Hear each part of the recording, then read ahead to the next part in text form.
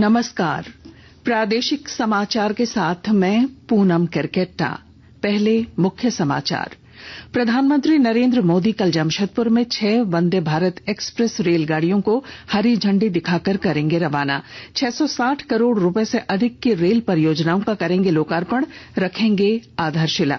श्री मोदी प्रधानमंत्री आवास योजना के तहत राज्य के 20,000 लाभुकों को प्रदान करेंगे आवास का स्वीकृति पत्र। बरकट्टा के निर्दलीय विधायक अमित यादव और पूर्व विधायक जयप्रकाश वर्मा भारतीय जनता पार्टी में हुए शामिल। रांची समेत प्रदेश के अधिकांश इलाकों में हो रही है झमाझम बारिश। मौसम विभाग ने खूंटी, सिमडेगा, पश्चिमी सिंहभूम और गुमला समेत राज्य के अन्य जिलों में भारी बारिश होने की जारी की चेतावनी। और रांची समेत राज्य भर में आज श्रद्धा और भक्ति के साथ मनाया जा रहा है प्रकृति पर्व करम। दिख रही है पारंपरिक संस्कृति की झलक। और अब समाचार विस्तार से।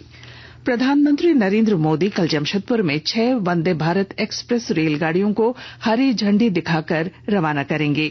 इनमें टाटानगर पटना, वाराणसी देवघर, टाटानगर ब्रह्मपुर, हावड़ा धनबाद गया, हावड़ा दुमका भागलपुर और हावड़ा टाटानगर राउरकेला वंदे भारत एक्सप्रेस शामिल हैं। केंद्रीय कृषि मंत्री शिवराज सिंह चौहान ने आज रांची में बताया कि इन रेलगाड़ियों का उद्घाटन टाटानगर रेलवे स्टेशन पर आयोजित एक भव्य समारोह में किया जाएगा।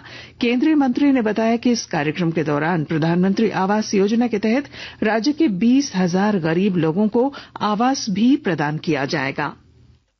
झारखंड के गरीब भाई और बहन, उनके लिए 1,13,400 मकान प्रधानमंत्री आवास योजना के अंतर्गत स्वीकृत किए गए हैं।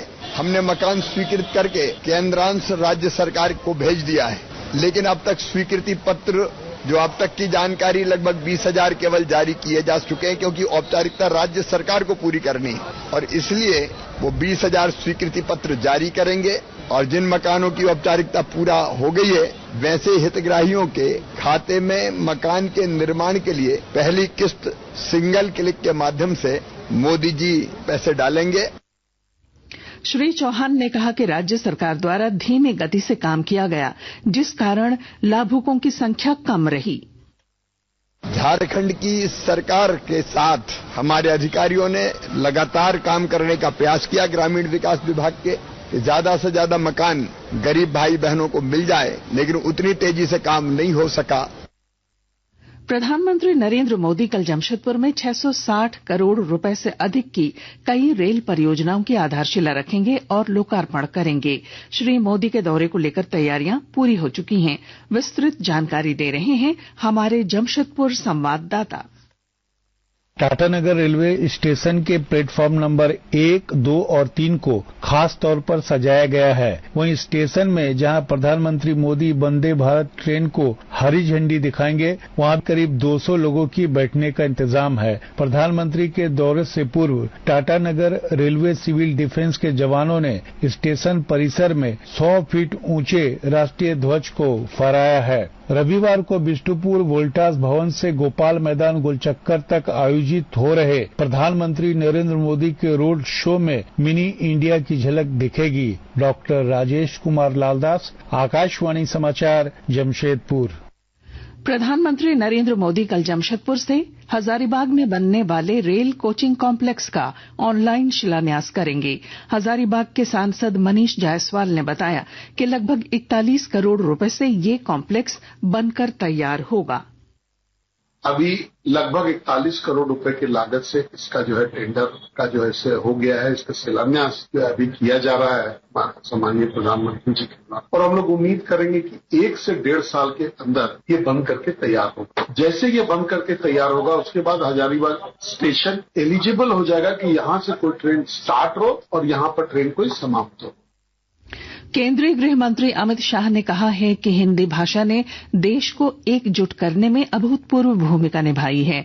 उन्होंने कहा कि हिंदी और अन्य भाषाओं में कोई प्रतिस्पर्धा नहीं है। आज नई दिल्ली में राजभाषा हीरक जयंती समारोह और चौथे अखिल भारतीय राजभाषा सम्मेलन के उद्घाटन सत्र को संबोधित करते हुए श्री शाह ने कहा कि सभी भाषाओं को मजबूत करने से ही एक मजबूत राष्ट्र का निर्माण होगा। मैं मानता हूं कि बच्चे के बात करने की, अभिव्यक्ति की सबसे सुगम भाषा अगर कोई है तो अपनी मातृभाषा है। उसके सोचने का, तर्क का, विश्लेषण का और निर्णय पर पहुंचने की जो प्रक्रिया है, जो इसको एक संपूर्ण बच्चा बनाता है, वो भी अपनी मातृभाषा है। इसलिए मोदी जी ने मातृभाषा पर, शिक्षा पर बहुत बड़ा बल दिया है। आकाशवाणी के ताजा तरीन समाचारों के लिए आप हमारी वेबसाइट newsonair.gov.in पर लॉग ऑन कर सकते हैं। ताजा समाचार X handle @AIR news alerts और Facebook page All India Radio news पर भी उपलब्ध है। आप प्रादेशिक समाचार एकांश के एक्स हैंडल @AIR न्यूज _ और फेसबुक, इंस्टाग्राम पेज तथा YouTube channel AIR news Ranchi पर भी हमारे बुलेटिन सुन सकते हैं। प्रादेशिक समाचार आप आकाशवाणी रांची से सुन रहे हैं। हजारीबाग स्थित बरकट्टा के निर्दलीय विधायक अमित यादव, पूर्व विधायक जयप्रकाश वर्मा और सेवानिवृत्त पुलिस उपाधीक्षक नवनीत हेम्ब्रम ने आज प्रदेश कार्यालय में भारतीय जनता पार्टी की सदस्यता ग्रहण की। प्रदेश प्रभारी लक्ष्मीकांत वाजपेयी की उपस्थिति में प्रदेश अध्यक्ष बाबूलाल मरांडी ने इन तीनों को पार्टी की सदस्यता दिलाई। इस अवसर पर नेताओं ने कहा कि आने वाले विधानसभा चुनाव में पार्टी पूरी मजबूती के साथ चुनाव लड़ेगी। मौसम। रांची समेत राज्य के अधिकतर इलाकों में झमाझम बारिश जारी है। मौसम विभाग ने अगले 24 घंटों में राजधानी रांची समेत खूंटी, सिमडेगा, पश्चिमी सिंहभूम और गुमला समेत अन्य जिलों में भारी बारिश की चेतावनी जारी की है। मौसम विज्ञान केंद्र रांची के प्रमुख अभिषेक आनंद ने बताया कि इस दौरान कुछ स्थानों पर भारी बारिश हो सकती है। 15 तारीख में जैसे हम आते हैं तो सिस्टम थोड़ा और आगे बढ़ता है, जिसके कारण दक्षिण पश्चिम के इलाके हैं जिसमें सिमडेगा है, पश्चिमी सिंहभूम है, गुमला है, खूंटी है, रांची है, इन इलाकों में आपको बहुत भारी बारिश की संभावना है। रांची समेत राज्यभर में आज प्रकृति पर्व करम श्रद्धा और भक्ति के साथ मनाया जा रहा है। इस दौरान पारंपरिक संस्कृति की झलक देखने को मिल रही है।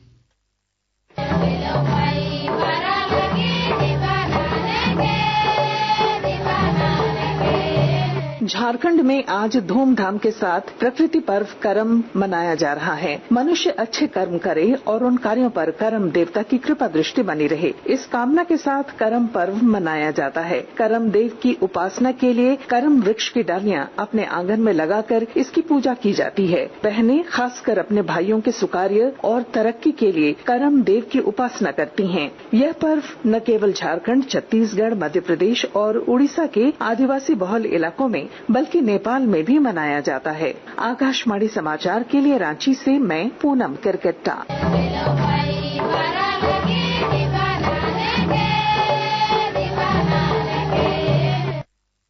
इस बीच राज्यपाल संतोष कुमार गंगवार और मुख्यमंत्री हेमंत सोरेन ने राज्यवासियों को करम पर्व की शुभकामनाएं दी हैं।